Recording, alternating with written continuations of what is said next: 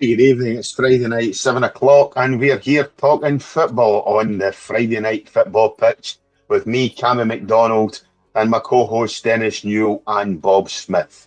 Before we start, obviously go ahead, like, subscribe the podcast. You'll find us on YouTube and wherever you get any podcasts at all. So all good podcast hosting platforms, the likes of Apple Podcasts, YouTube, wherever else, Spotify as well. So go ahead, like and subscribe. As I say, we're here talking football tonight. Not a great deal to discuss other than looking back at the Scotland results over the weekend, Thursday and Sunday. We'll also be talking the Rangers managerial disaster. You know what I mean? It almost smacks of amateurism over at Ibrox. And we'll be looking ahead at this week's fixtures, probably our first proper look at the week's fixtures that we've had since really the start of the season. And we'll be discussing that as well. But as I say, good evening, first of all, to Dennis Newell. Dennis, how we doing, mate? I'm fine, Cammy. Yourself? Aye, smashing. Have a good week? Yes, very busy with work. And it's a good week. Yeah, weather's been decent. And good evening to Bob as well. Yes, good evening, Bob. Dennis. Good to have you back with us. Obviously, it's been a few weeks since we've had you on. But obviously, I think as Rangers are the most pertinent topic of football, even though, as I say, there's not a great deal happening over at Ibrox. It's a fair shout to have you tonight, you know, to give us your viewpoint, obviously, for somebody who spent a number of years at Ibrox, certainly, you know, and that's probably the best place to start. Let's get the Rangers saga, disaster, whatever you want to call it, out in the open, and let's get that discussed first of all, Bob. Right, well, I think smacks of amateurism, it really does. You know, I don't understand why you would sack a manager who was universally unpopular and disliked and not doing the greatest of jobs. But why would you sack him with no ready-made or available replacement, Bob? Well, I think that, first of all, good evening again to you, Cammy, that the way things have went with them, they presumed an awful lot with Russell Martin. I'd interviewed him and I'd spoken to him actually a week after that had happened as well. And what he had in his, persona, if you like, is the ability to be able to take it on the chin and very quickly come back. That was a skill that he had. It wasn't on the football park. The skill was that you hit him with patter, boy, he could top an answer. And that tended to be the thing that threw the press out the way, rather than them being able to get him very, very early on and talk about, wait a minute, we're talking about what's happening on the park. What's happening under your watch? Are you improving it?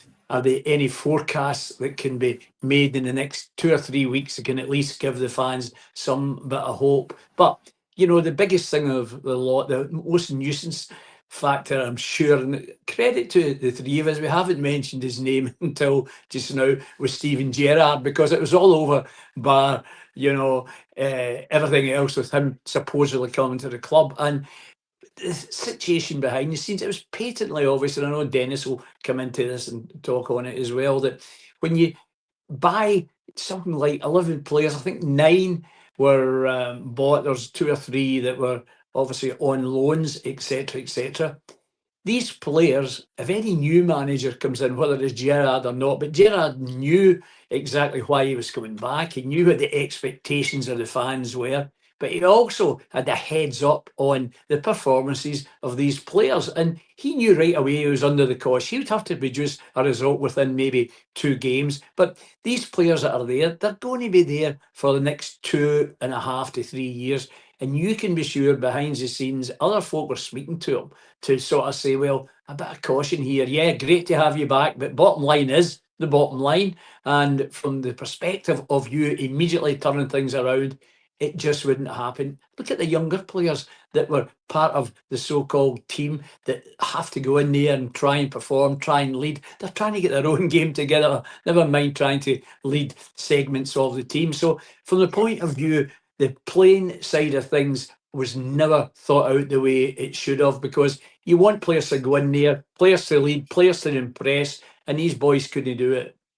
Yeah, Dennis, Bob brings up players there and as a major reason why Gerrard knocked back the offer of the club. Is it the players or is it off the pitch? Is it the fact that he's going to have to be working for people who just don't seem to have a clue on how to run a football club, the likes of the Thelwells, you know, and there's two of them there now. You know, is that the problem why Gerrard decided that he wasn't wanting to take the Rangers job? Well, we really know. Only Steven Gerrard will tell you that. I think somewhere along the line, there was maybe the fact that it would be an easy option on something that should have been looked at months ago when the appointment was made and realised that Russell Martin was not the right fit for the club. They should then have been looking for a manager and have spoke to them the way things go, and he should have been placed by now. Rather than I would make an assumption here and say that Steven Gerrard would be a good fit for the club. Was that the tabloids, or was it supporters that were making their mind up for a board that seemed disjointed? And I just look at the whole structure of this. Now, before we came on air, I said to you, I looked up the board of directors' background, and it's astonishing. The education and the knowledge these people have in the world is quite frightening. And I mean that. If anybody gets a chance, read through the board of directors and almost a description of what they've done in their history of their careers, etc. And it's amazing, absolutely amazing. But what I couldn't pick out and dissect was one person that had kicked a ball in earnest. And that's a big problem, because I don't think any of that board of directors can identify a player. And there's where a problem lies. Before we finish on Gerrard not taking the job, but if they don't know much about the game, but business, you'd absolutely be amazed at what they can do.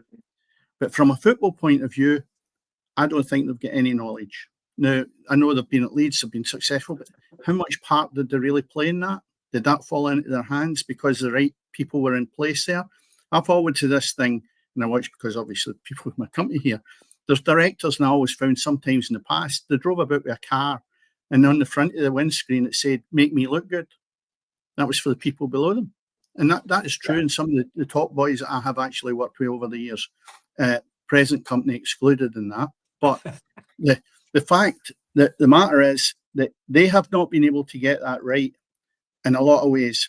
One, the assumption, and I'll take that as an assumption, that you're going to get Gerrard to come back.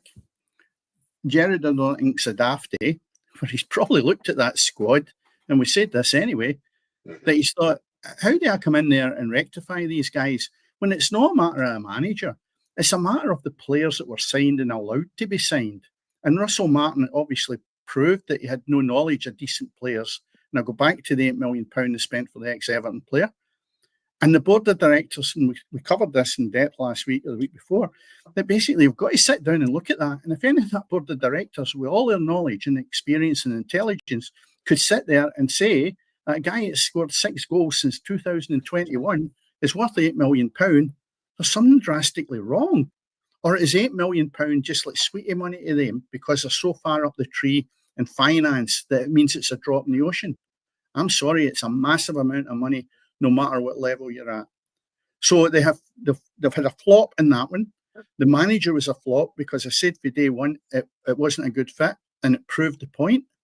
Now what you're looking at is Steven Gerrard knocking them back and saying, no, it's not for him. Well, he's maybe said, I need money to fix this. And I'll tell you what, the earliest fix you would have in that is January. There's a lot of damage can be done to a manager between now and January. If they continue in the same vein, they might get a quick impact, maybe 1 or 2 games, but the quality is not there to take them to the next level. And that's where I feel no matter who comes in, it's going to be a tough shift, a real nightmare of a shift to come in there and get this lot to play because they're not good enough. There's 13 players signed and they're just not good enough.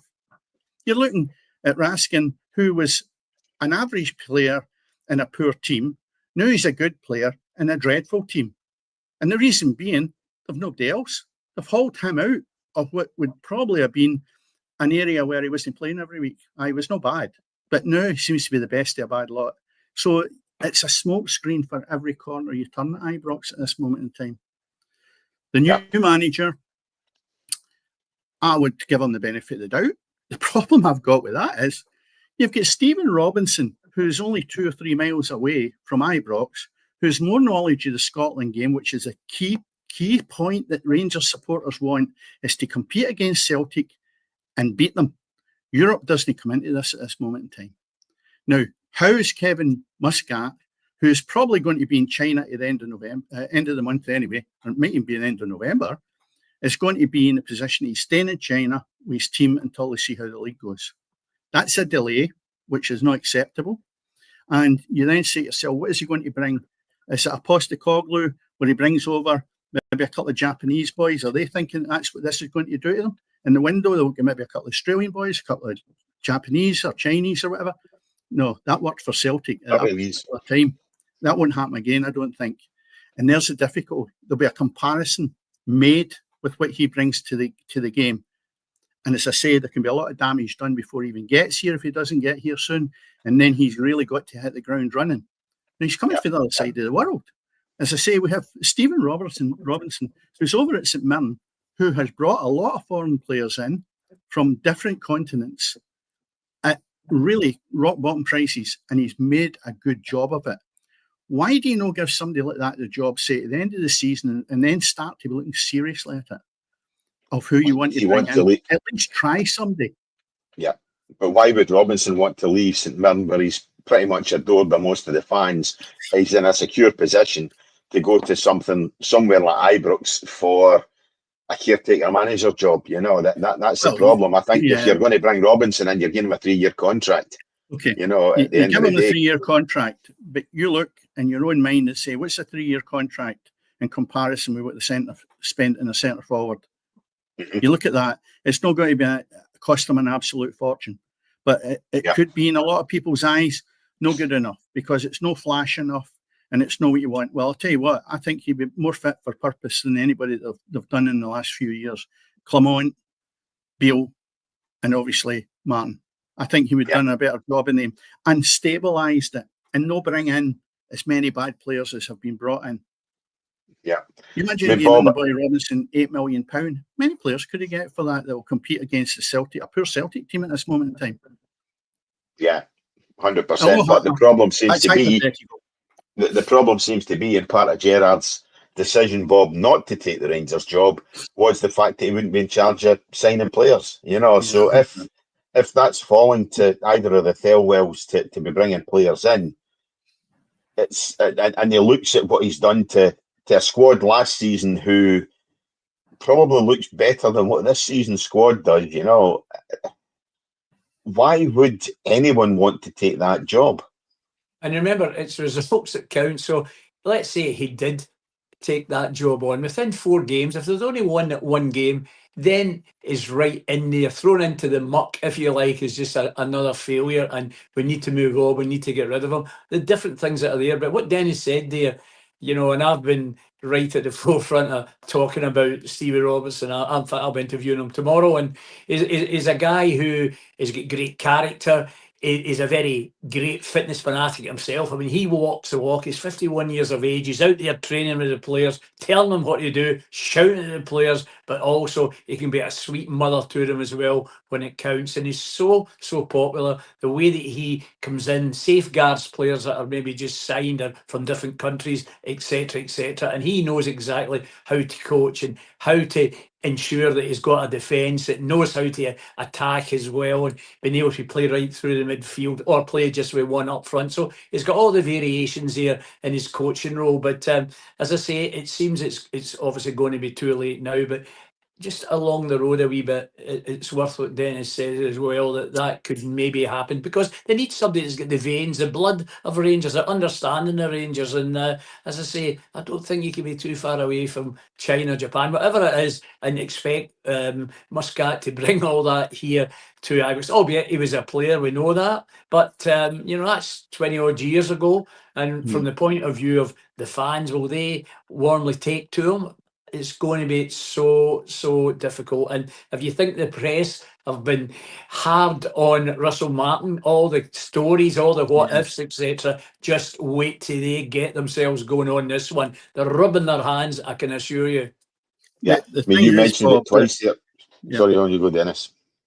The thing is that if you say to Kevin Muscat, name one player from each Premier League club in Scotland,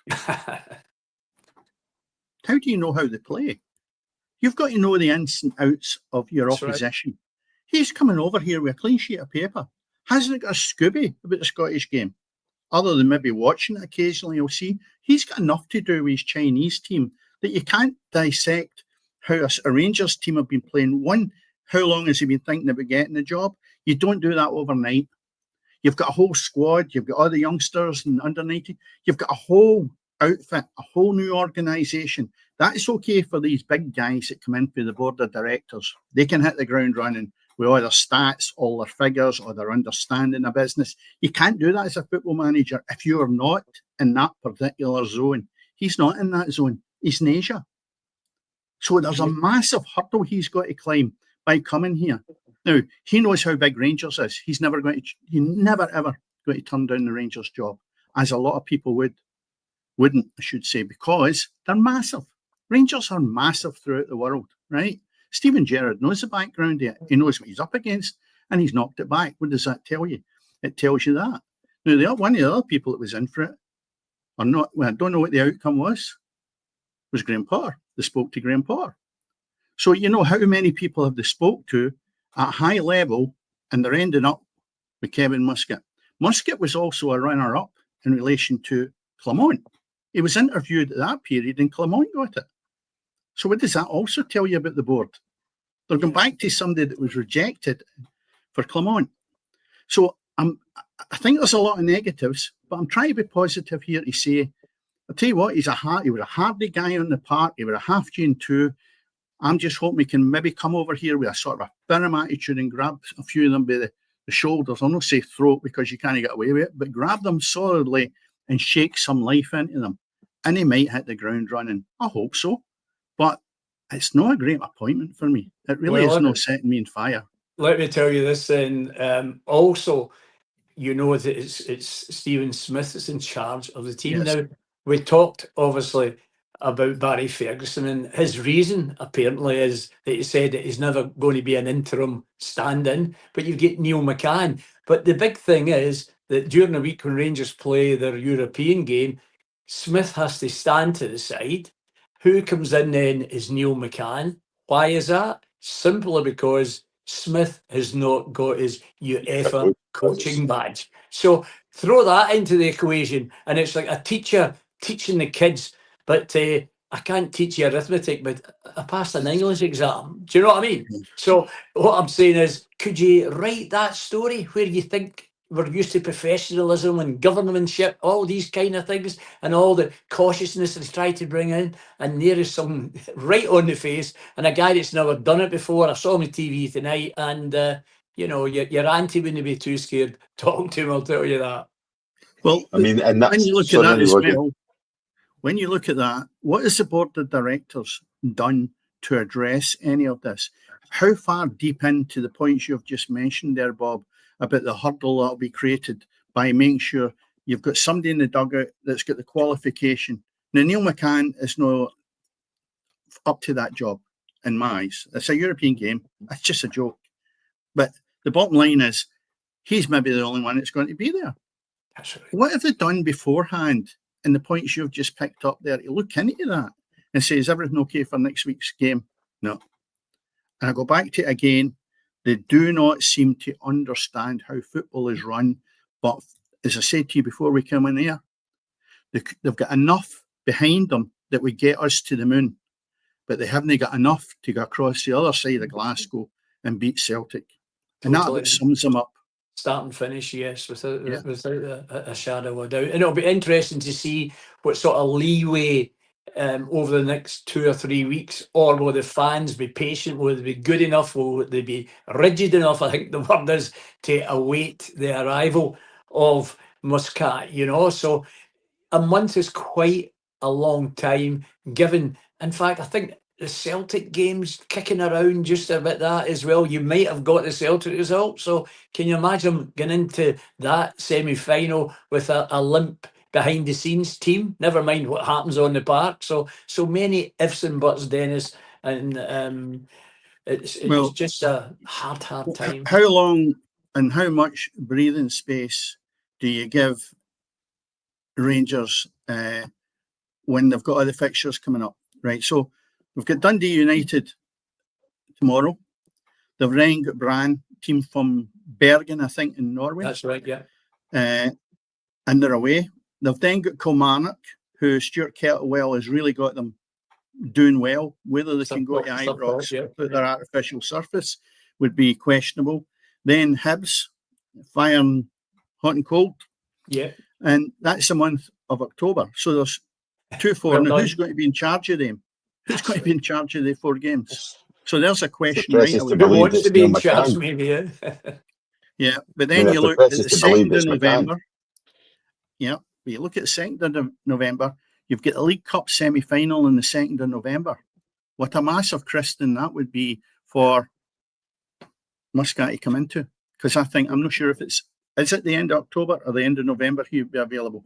Either way, somebody's going to have to go to the semi-final of the League Cup and play Celtic. Then you've got Roma on the 6th of November. That's right. Dundee, they should manage okay in the 9th of November. Then they've got Livingston, 22nd, maybe okay. Maybe he knows the fixtures and he's no daft, he's hanging about. Then you look at Sporting Braga on the 27th of November. And without going any further than that, Rangers are playing Falkirk on the 30th of November. So, challenging. It's not an easy task for whoever comes in here. Totally. No breathing space at all. No. No breathing space. And as I say, it's where they go. And who behind the scenes is going to step out and talk between now and then, Dennis, on the basis of this is the way that we're going? It can only and surely be, the chairman of the club. I don't know if the chief exec's up to it. I think he's under extreme pressure behind the scenes. Stuart's getting a real doing, apparently. And his outlook, even the way he watches and ponders a game, they're talking behind the scenes about that as well. Not a smile from the man. He's got quite a fearful look about him. And I don't think the results are causing that either, so strange appointments altogether, Dennis and Cammy. I don't know if I'm just alone in November, Dennis. Sorry? 22nd of November is when Muscat's expected in Glasgow. Right. So you're talking then the Saturday, you'll not take activity in that game. That's against Livingston. Then you look at Sporting Braga. I wouldn't hold my breath in that one. Then they've got Falkirk at Ibrox. Well, you would assume that they would be able to overcome that game. And then when you get into, we'll run it up to Christmas. You've got Dundee United up at Tannadice on the 3rd of December. 6th of December is Kilmarnock down the artificial surface. So difficult. And Ferencváros on the 11th of December. 14th of December is Rangers Hibs. 20th of December is Hearts and Rangers. And the 27th of December is Motherwell. Then just before the turn of the year, you've got St Mirren at home, Rangers. Yeah. The thing I was going to say was, has anyone from that board of directors came on television and explained the reasons behind why they weren't able to secure Steven Gerrard, who they were speaking to, as in numbers rather than individual names, and why they decided they were going to give the job to Kevin Muscat, with press that were quite willing to be asking questions and say, what's his attributes? What is he going to bring to the Scottish game, when in actual fact, he probably doesn't, as I mentioned earlier, be able to name 2 or 3 players that play in the Premier League in Scotland. Bang on. They're things that the board of directors should be able to be asked and also to answer. They're almost like hiding themselves under the table because they don't have the answers. Yeah. No, you're correct. But for the general person, the general public that supports Rangers and pay good money into that club, I think they're really being shortchanged because 100%. There's nobody at the helm, there's nobody driving the bus. They're all sitting there, having paid their ticket, and there's no driver. And you don't know when that next corner comes up, you're going to crash. All you need is somebody to come on the bus and say, it's okay, we've got it under control, and we'll be stopping shortly, and then we'll get the driver in and we'll go ahead. Nothing. Not a thing. The bus isn't going anywhere for 6 weeks. There's a sort of other aside as well. The other aside is that we know that Scotland got the big game against Denmark. Now, usually you had a Scotland side with 2 / maybe 3 players.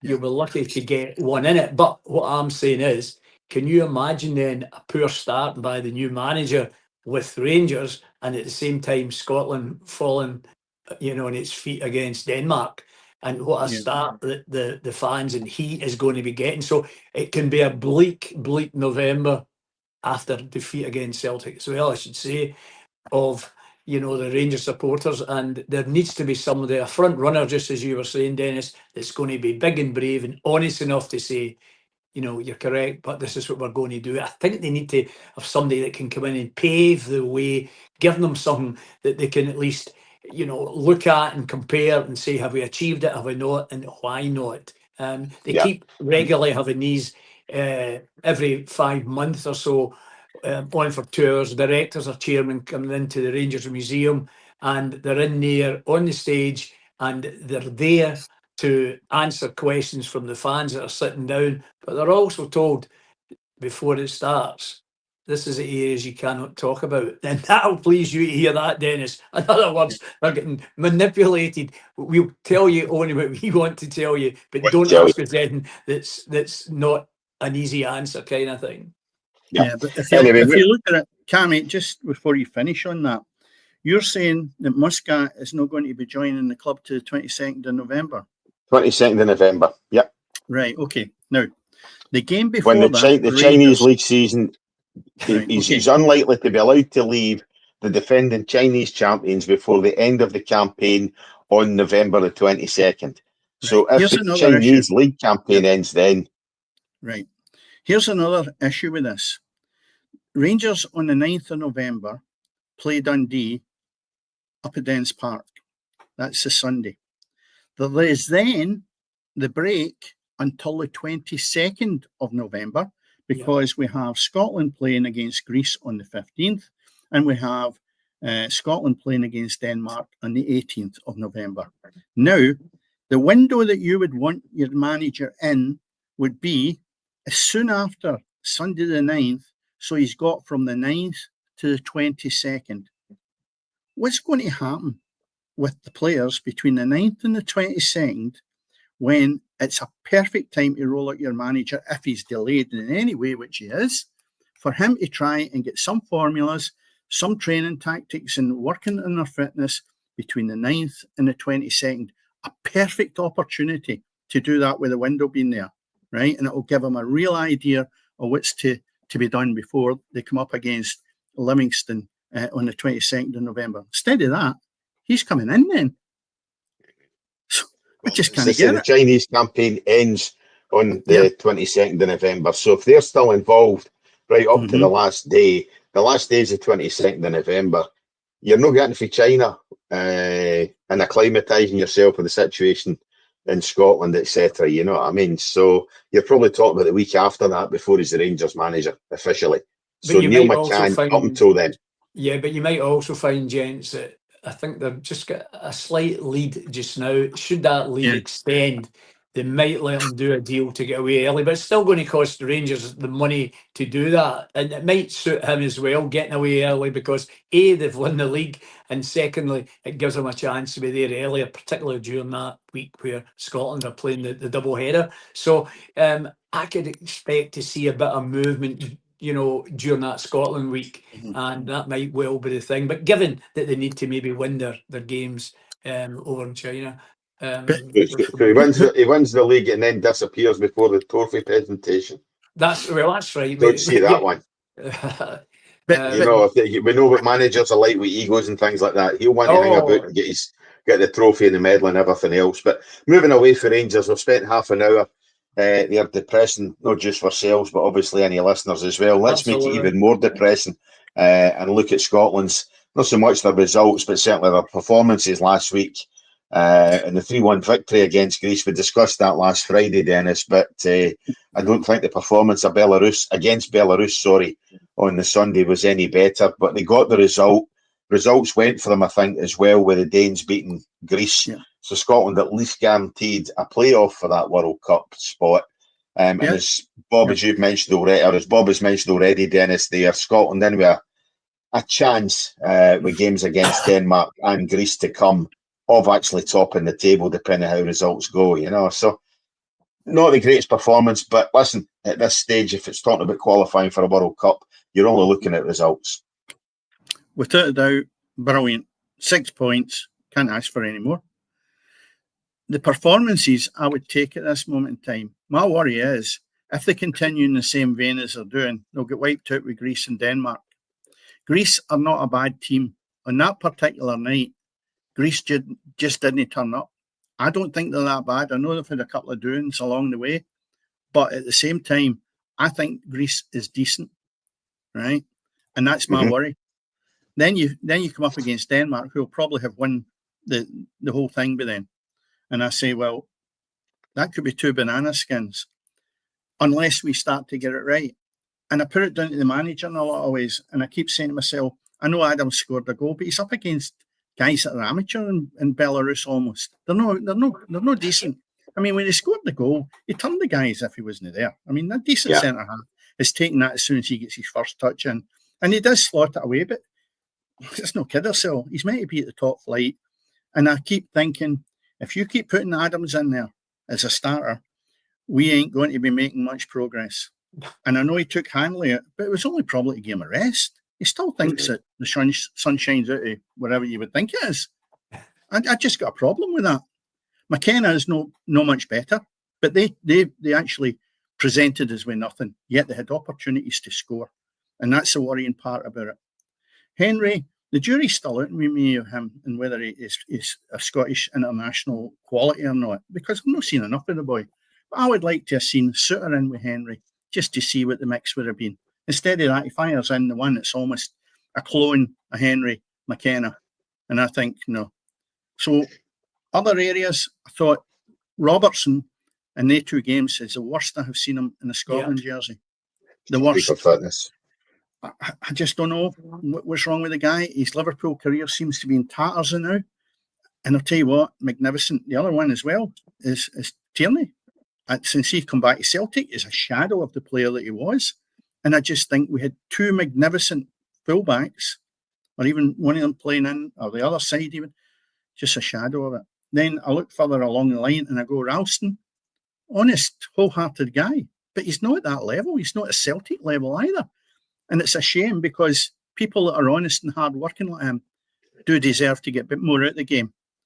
And I just don't like when I see him on the ball. It doesn't work out well for me. McLean, another one, not at that level. Gilmer, the boy Gannon Doak is magnificent. And he came on after the game and he was asked the question, what do you think's wrong? Well, I don't know. If I'd been there, I'd have said, I'll tell you what's wrong. You can't get a finished pass into the box after beating 4 people. His skills are absolutely magnificent, but his final pass and delivery is the difference between Scotland being really successful and being ordinary, as we were in both of these games. But the boy Doak, what a talent he is. Absolutely magnificent. McTominay was quite quiet. McGinn, so-so. And as I say, Adam up front. But listen, we got 6 points. You could grunt all day about it. All that matters. You really could. All that matters. Correct. Nobody's going to turn around and say, well, there's not going to be an asterisk if Scotland qualified for the World Cup. There ain't going to be an asterisk over these results. You know, Scotland get the win. As Hugh Conor says last week, Scotland get the win, but they didn't play very well. You know, so at this point in time, how you win doesn't matter. You know, it's getting there. It's important. But to take you up on your point, Dennis, or to mention your point again, you're saying obviously if Scotland lose to Greece and the Danes beat Belarus, that the Danes will have won it. But Denmark are still going to come to Scotland, and I would imagine that the head-to-head, you know, so if both sides, if for instance, what we say happens, Scotland lose to Greece, the Danes beat Belarus, so that'll put the Danes on 13, Scotland will still be in 10. But the following week, then you've got Scotland against Denmark, or during the week. If Scotland win that game, they'll be in 13, and in the head-to-head, they'll actually be ahead of the Danes following a victory, you know. So I think it's still all to play for between the 2 sides here. I think we've still got to turn up. And I'll tell you what, if you're Greece, Scotland are the favourites in that match. Because Scotland we're favourites because we can have a wee bit more of a comfort knowing we've not got to win it the same way Greece has. And that's the bonus. Greece are finished. The group's done. Yep. You know, that's the thing. Greece can't catch us. No, but what I'm saying to you is that Greece have got a lot to play for. Scotland have tons to play for. But I think we can be a wee bit more relaxed without being too careless. the two performances we've had will not get us there the same way we would think, because if you get to the playoffs, you've still got another couple of games. And that is where I think our hurdle could be. I really want us to win the group. And I think if we could just turn up a little bit more than we've done, we can beat the two teams that are coming up without any question of doubt. Well, you've already beat Greece on a back of a poor performance, and you've already gone to Denmark and got nothing each draw. You know, so in all honesty, there's nothing that Scotland should be scared of. They've shown that they can compete with both sides. You know, but again, that's all to be decided this time next month, and we can only see what happens within that. Bob, any thoughts on the other nights, you know, on last week's result? I would say it's sort of ditto on what Dennis has said, but there's no doubt at all. You look at Shea Adams and a one-trick pony, that ball goes past him. He can do nothing. Put the ball at his feet, he'll use his shoulders and knees, and he'll do to try and block it. But, you know, in terms of somebody that you rely on that's got that sort of energetic bit about them, expecting deep breaths, hey, something's going to happen here. But all he tries to do is lay off and then run into a position, hopefully to be able to head the ball into the back of the net. But, you know, when you look at Dykes as well, what a poor couple of games that he's had. And if you're ever going to play a good game, it'd be against Belarus, surely. Bang on again, Dennis. I would concur with what you said there about Dokes. His final ball is very poor indeed. But, you know, his run-ups to that can all be improved as well. At least he's shown it. My biggest disappointment, I would say, is Andy Robertson at fullback, captain of the team, in line to get maybe 100 caps. Like McGinn, they're only about 10 games away. And you wonder, you know, has that got anything to do with it? Have they got to, say, 92 in the World Cup's coming up? Would he, you know, have the hardness in him? Would Stevie Clark not play the players because we could be taking away 8 games? It gets him 100. You know, all that kind of thing comes into play. Your goalkeeper, to be fair, he done pretty well in everything that was expected to do and gave you extras. But again, going right through the team, very, very disappointing. You had no cohesion at all. You had no danger. You know, the pace. You never had players going up in twosomes or even threesomes and thinking layoffs, this is going to be great. Players were stranded. They're out there and they're open, having to try and take a player on. And how did you weigh it all up? Well, you looked how well at different times Belarus played, and obviously the way Greece played, the way they played in that first 50 minutes. At Hampden, it was excellent. Their finishing was poor. If they had got a goal or two, then Scotland were maybe going to be hit with 4 goals. But how Scotland get back into that, anybody's business, you just don't know. But certainly against Belarus, to be outplayed with a team, and this is a bit that happened as well, maybe you didn't know, that at the last minute against Belarus, we're talking, say, 2 days before it, the team, the players, their passports were checked, and the team that they wanted to play, 3/4 players were left behind that were starting the game, and they started the game with younger players because they couldn't take their guys that have been allies, if you like, all the way around. So what a kick in the teeth that was. And yet look how they played, and look at the friendliness they had for one another as well. Scotland players, they were rigid.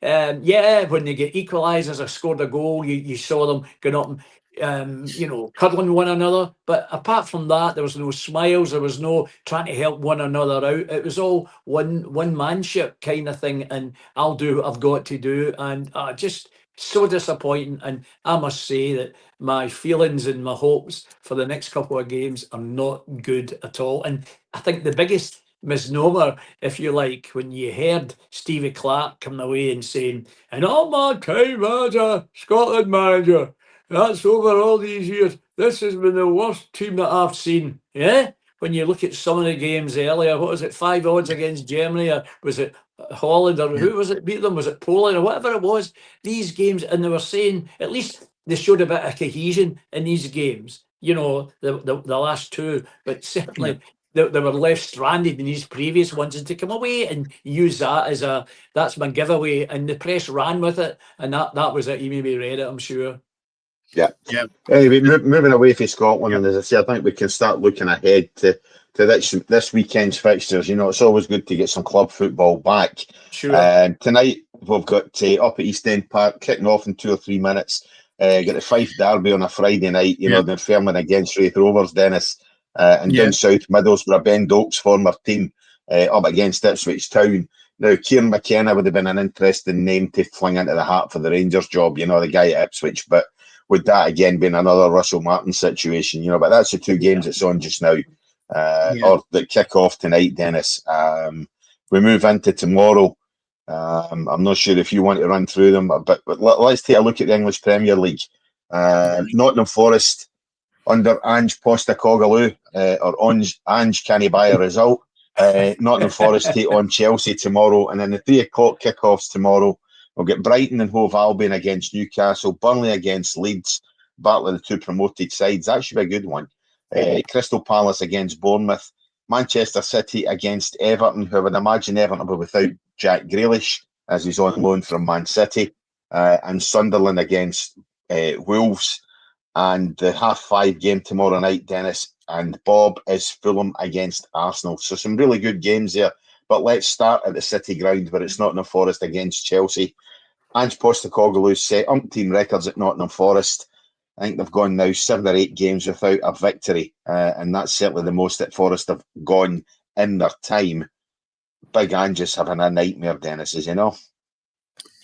Yep, that's just looking at the last half dozen games, he's drawn 2 and lost the rest.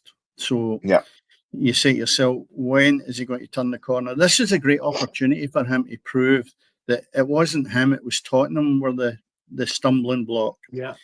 There's sometimes in life the grass is always greener, and when you get the lure of the English Premiership, and we know that with Graham Potter and Billy Reid going to Chelsea, you can't avoid the lure of these massive clubs. And when you get the sack at Tottenham, you want to stay in the Premier League, and it seemed to be a good fit because he knows the people at the top of the tree there, and you would assume he can hit the ground running there because he knows what the Nottingham Forest players are like, and they're a decent outfit. He's not doing it. Well, that's when you turn around and you say, the grass is always greener, and should he have left Celtic? No, because that team that he brought together at Celtic has been dismantled by Brendan Rodgers, and they're shocking. So it may well be that before you know too long, Rodgers is at the door and he comes back to Parkhead, because I don't think he'd done a bad job at Parkhead. But when you go to the big boys down in the Premier League, it's a different kettle of fish. You need to adapt to what that style of football is, and he's not been able to do it. And that's where it'll kill him. So he could certainly lose his job before Christmas if he can't turn the corner. And these fixtures, none of them are easy in the Premier League. And certainly tomorrow, it's not an easy one against Chelsea, because they're absolutely flying. And I know they're sitting in 7th position, and they've had a couple of defeats and a draw. But at the same time, I think he's got his work cut out of that match. Yeah, definitely. Looking again at other games tomorrow, the game that really intrigues me is Palace against Bournemouth.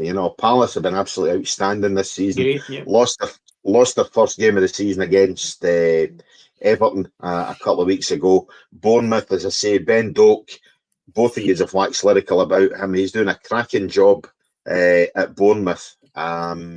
Since his transfer from Borough, as I said, that should be a smashing game tomorrow. That, to me, believe it or not, I think is match of the day in the Premier League. I think that's got the possibility of finishing 3-3, 4-4. It could be one of these games between these two. And it's the way you're bang on there, Cammy, in the way that they play, because they use every player. They've got a rhythm. They play from the back, the old-fashioned way sometimes. They've got variables, which is really good. If they want to play with one man up front, they'll do it, hit the long ball, or they'll charge down as a team, as a unit. And the way that both sides play, and given, obviously, if anybody had said 5 years ago, these two sides are going to meet one another in the English Premiership, and I'll tell you what, they're going to impress everyone. Aye, very good. But, they're very comfortable, and it's great to see the fans coming along with their expectations being high. And credit to both sets of managers, because coming across from the continent where they've been and trying to put a team together,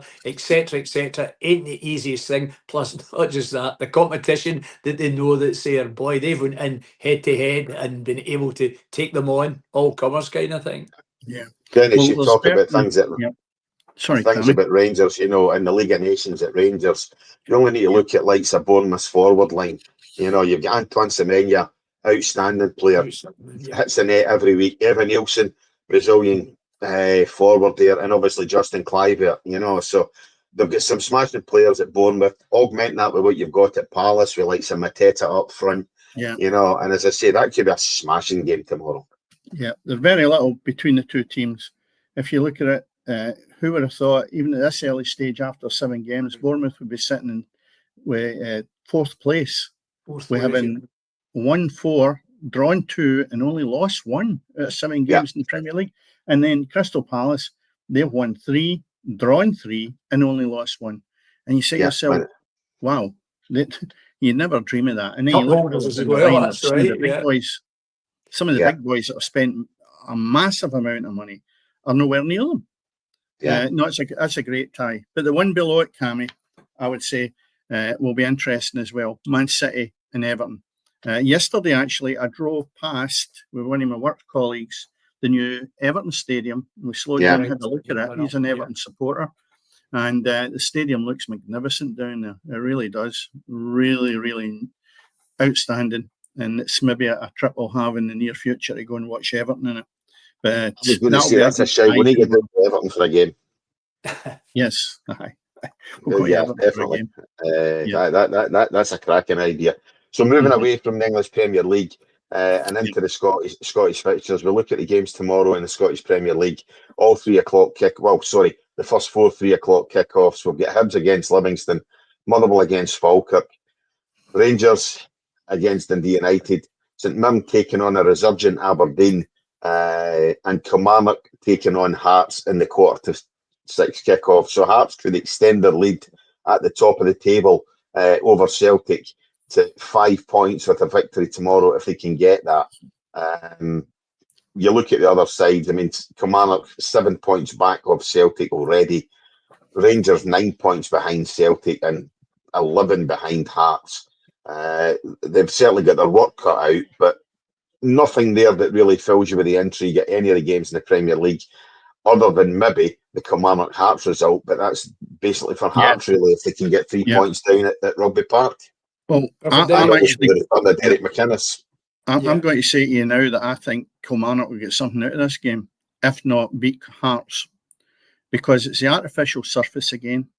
Hearts will find it very difficult, I think, to maintain the level of commitment to being top of the league.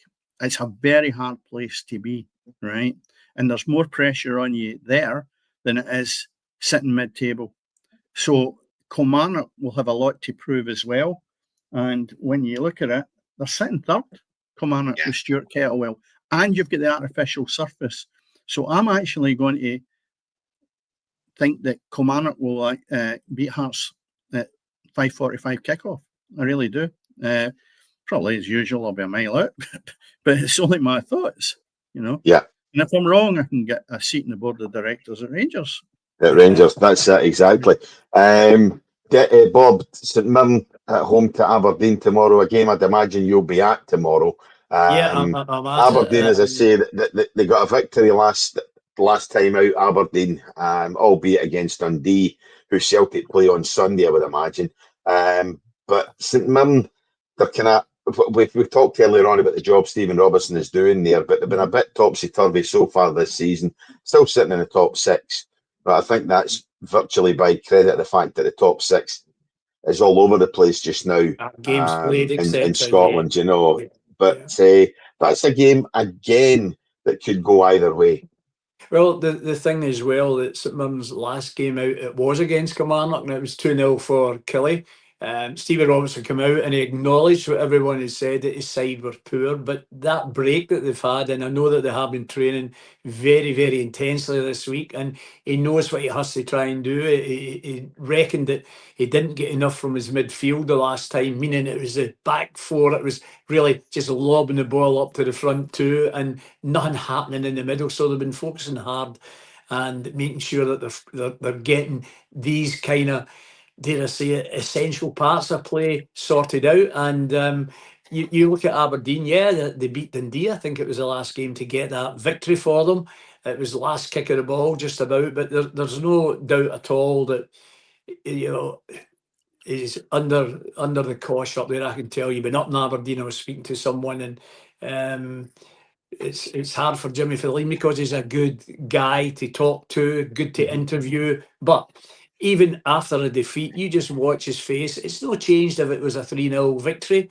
The players now know that they have to come in and play a bit different than they thought that they could play. They're having now to use Aberdeen of old, fight for every ball, dive in at tackles, and make sure they're brave up front and go for every corner coming in with a head, etc., etc. So, you know, I'm expecting them to improve tomorrow. But St Mirren have got the big ones coming up as well. Obviously, they've got a couple of weeks after that, Motherwell in the semis of the League Cup. And, you know, when you think about it, it could be a cup final.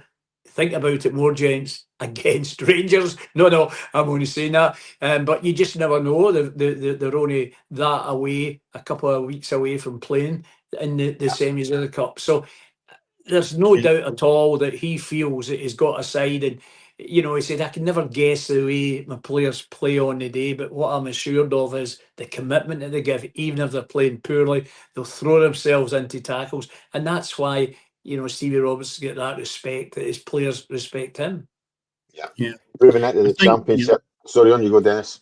I think I'm hoping that Aberdeen turn the corner, because it's good to have somebody of Jimmy Tilleen's character, right? And I've said before, I'm thinking, could it be too nice? Because Scandinavians have this wee thing about them. They're very, very pleasant and all the rest of it. And I'm thinking some of them need to be really ruthless.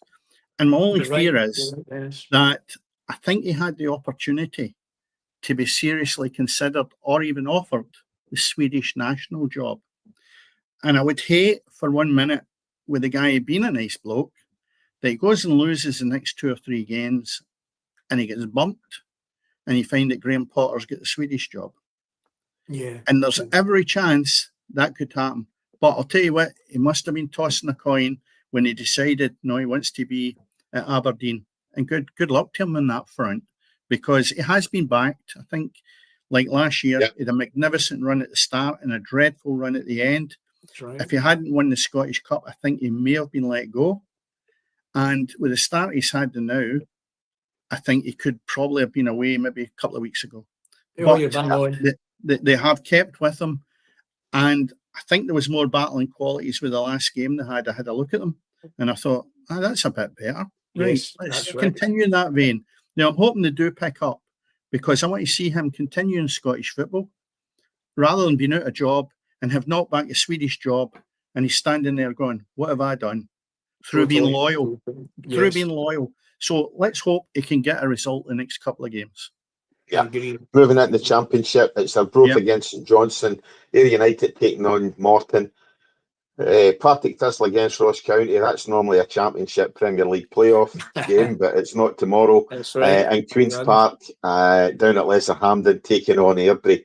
St Johnstone pretty much cruising at the top of the Championship just now. A couple of draws, I've seen them drop back a wee bit to the pack, but Ross County, they kind of seem to have turned the corner again, so they go to Firhill tomorrow.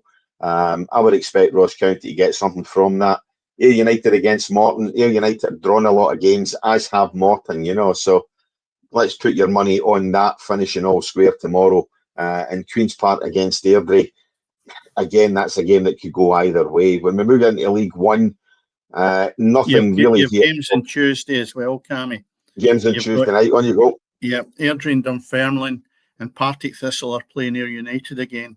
And my tip, which was a bit of a wild card in your eyes, was Partick Thistle to win the league. Now, they've got the game tomorrow against Ross County, and they've got Ayr United on the 21st.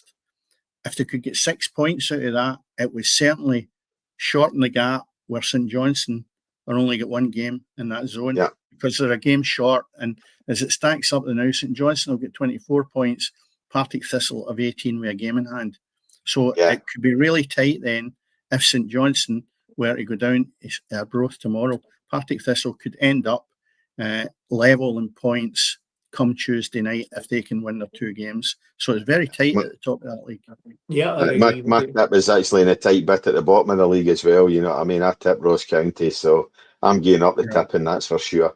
Moving into League One, you've got Alloa against East Fife. Cove Rangers against Steny. Cove Rangers isolated at the foot of the table. Yeah. Cali Thistle against Kelty Hearts. Montrose against Hamilton. And Peterhead against Coon of the South at 5:30 tomorrow. So Coon of the South are going up to Peterhead tomorrow for a 5:30 at night kickoff. I don't know if you picked up there. Let's get back for that one. I don't know if you picked up there, Cammy, about, gents, that Hamilton are really in a terrible situation. We're talking finance. It came out today that behind the scenes, they've not fulfilled what they promised that they would do in terms of payments. And over the next few days, starting say Monday, you're going to be seeing something about the club. They were fined money, they've not paid it back, and apparently they're coming in very, very heavily behind the scenes. The SFL are really coming hard to them, and my understanding is taking no prisoners. So watch this space, gentlemen, and it's bad news because obviously they've been a great side for all these years, but they seem not to be able to get away from the problems that are hitting them month by month and reputation wise as well. You know what I'm talking about. Yeah, indeed. So definitely not good, particularly when they're sitting top of the table. John Rankin doing a decent job there. Decent job. Off the park, you know what I mean? Yeah. So, definitely not great. And finishing off a look at the fixtures tomorrow. Annan Athletic taking on Stirling Albion in League 2. Dumbarton against Spartans. Dennis, your tip for the title, East Kilbride against Elgin City. We'll get Edinburgh City against Stranraer, who Edinburgh City pretty much overcoming that points deduction they had at the season for their for their troubles. And the 3 o'clock game up at Station Park. My tips for the title, Forfar, taking on the surprise side of the season so far in Clyde, or one of the two surprise sides.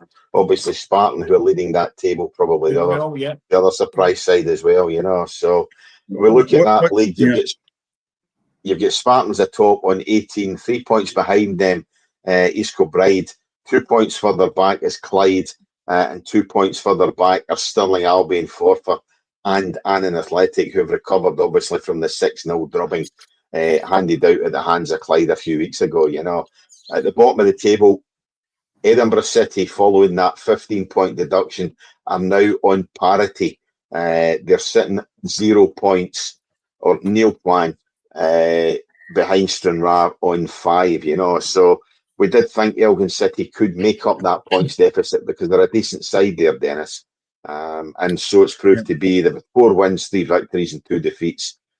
So fair play to the guys in charge at Edinburgh City. Yeah, I think though that when you look at Clyde, because at the start of the season it was really quite doom and gloom, Cammy. But you look at the last half dozen games: 3 victories, 3 draws. That was never. And that's only league games, Dennis. Yeah, you're not taking in the fact that they've won 3 cup games as well within that period of time. So there's a big change there.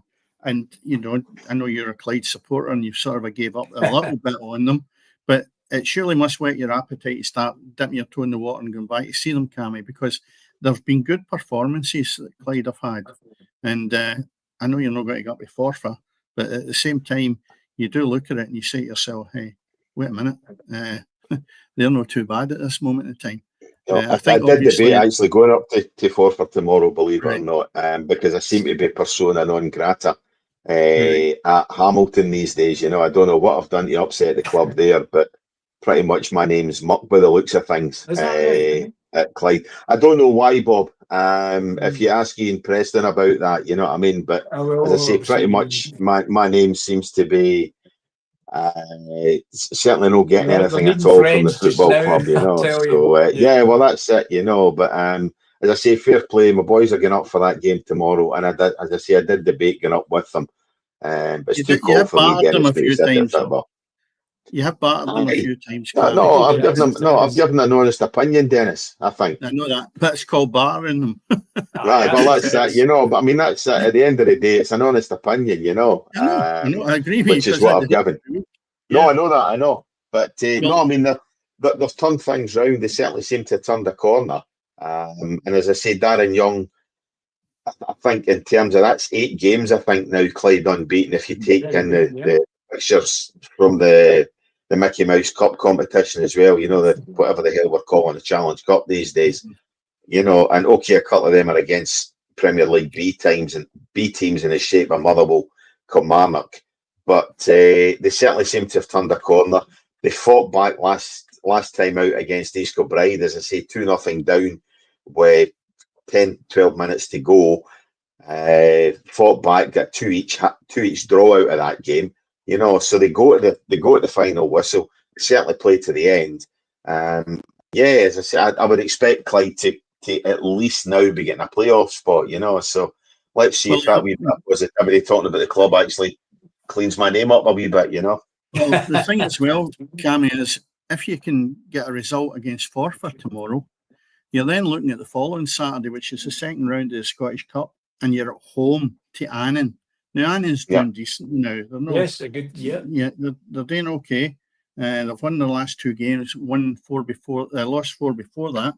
But if you can get a result tomorrow, Annan having to travel up to Clyde's home ground the following week for the Scottish Cup, you've got to be favourites in that. And that, tell you what, that gets you into. You make a lot of progress if you can get into the third round of the Scottish Cup as well as your league position. So, there's a lot going on with Clyde at this moment in time. They've got to be applauded for it. Yeah, a lot to be positive about it, certainly. But as I say, I don't know what I've done to upset the club.